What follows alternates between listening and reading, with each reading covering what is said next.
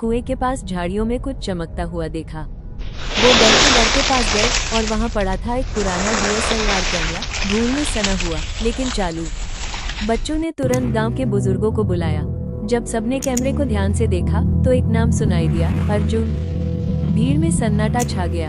अर्जुन, वही लड़का जो कुछ दिन पहले इस हवेली की डॉक्यूमेंट्री बनाने आया था और अब तक वापस नहीं लौटा।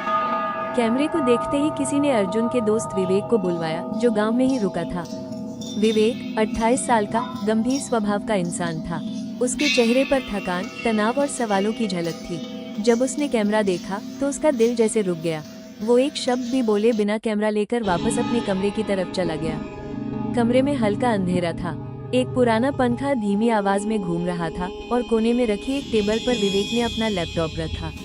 वो चुपचाप बैठा, कैमरे से कार्ड निकाला और फाइलें ट्रांसफर करने लगा।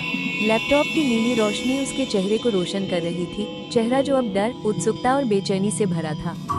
फुटेज शुरू होती है। अर्जुन कैमरे के सामने बोल रहा था, आज मैं उस हवेली के अंदर जा रहा हूँ, जिसके बारे में कहा जाता है कि वहाँ किसी आत्मा का वास है।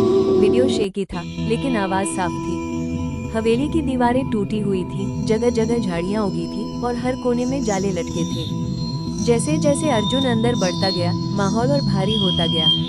फिर कैमरे की लाइट एक दीवार पर पड़ी, जहाँ खून से लिखा था, वो लौट आए हैं। विवेक सिहर उठा।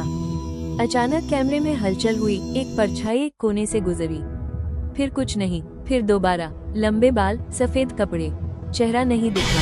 फिर अचानक जोर की आवाज। कैमरा जमीन पर गिरता है, स्क्रीन ब्लैक हो जाती है।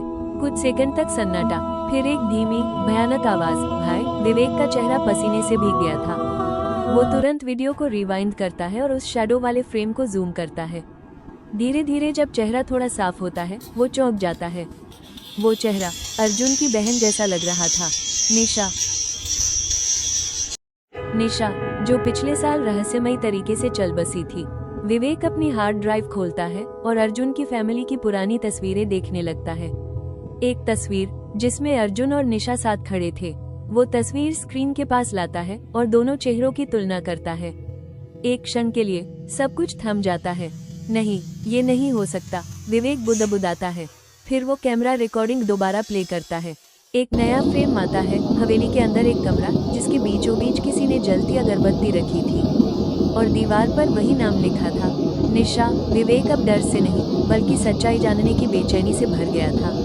वो धीरे से लैपटॉप बंद करता है, अपना बैग उठाता है, टॉर्च और कैमरा डालता है और बाहर निकलता है।